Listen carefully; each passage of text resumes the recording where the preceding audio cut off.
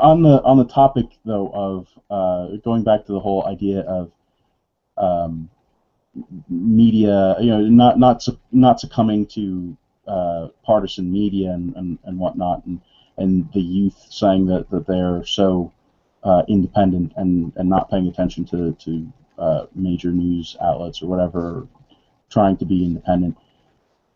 Um, Fishy during this Ferguson thing, she's set up a really fascinating Twitter list of of people, and if you were somebody just hoping to get the news, and this was your Twitter feed that you were reading, and these are all people. These aren't reporters. These aren't journalists. These aren't, you know, these are people who are saying that they are on the ground. These are people who are saying that they, and even some of them are politicians. I mean, it's kind of crazy going through the list and the stuff that they're saying as far as don't trust the media. This is the actual truth, and that, I mean, Fishy, you've read that. It's pretty ridiculous. It is. There's sort of a disconnect, I think, that's beginning to happen, and uncoupling somewhat from loyalty to traditional media. But I think it's in reaction to media advancing some narrative themselves that does not serve the narrative of the people involved. And so what we find, and this is not just the left at all that does this, you find people on the right willing to throw out a source, and we've talked about that here, willing to throw out a source as useless for because of something they might have said or done in the past, or they've said something that disagreed with a person's worldview or something like that. That is that dangerous habit of closing, as Andy was talking about, closing people's minds off to new information because it doesn't agree. This is it's an epidemic on campuses everywhere. It's apparently making its way through social media, rejecting anything that doesn't agree with your premise as untrue because it doesn't agree with you.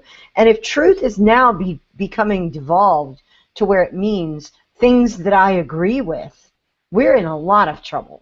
Well, what are some of the things that the competing narratives are disagreeing with the mainstream media about with regard to Ferguson or the Garner case? Well, a lot of it was how the media had come in and sort of embedded themselves in different situations and would show certain things but not show others. There was a lot of focus on coverage of riots and looting, and media attempting to get close and see that. And you saw plenty of them, standing in between the line of police and the line of protesters, broadcasting from that perspective.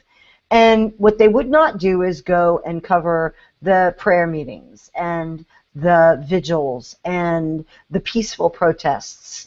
It was really strange to see people in this particular column that I had going begin to, every time they would hear media focusing on rioting, looting, burning, etc., their contrasting information would be, but look at all this they're not covering. And I think that there's a bunch of truth to that, because if it bleeds, it leads. And if it burns, they want it on, full screens, obviously. But that sort of contrast, they were saying, not that those things were not true and that they weren't happening, but that was only a small portion of people that were involved, and the media wasn't covering all the sincere and honest protesters. I think they had a point there. Well, that's a pretty typical approach for the media. In fact, I remember back when Columbine happened out here, I lived on the west side of town. The church I attended was in Littleton. I worked in Littleton. I was in Littleton all the time. And that was my first exposure to mass media. And, this horrible tragedy took place. And I will just never forget watching it unfold on live television. My school classes had been canceled for the day. It was just crazy, and everybody was just so devastated by what was happening. And then we turned the news on a couple days later, because it was a 24/7 news cycle. And the local media was covering the individual stories of the students who were affected, who were killed, the families, the churches, the communities, the school.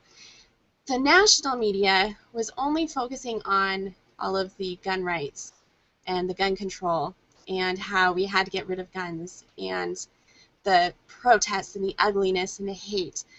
And kind of forgot where I was going with that, but anyway, I think that that's just normal. And when you, especially if you have something like that happens in your own area, it is a fantastic opportunity to show people how the media cannot be trusted. Going back to what we were talking about a few minutes ago, plant those seeds of doubt, show how the media is biased, because I cannot tell you how many people from all walks of life in Colorado, particularly Littleton, would not watch the national news.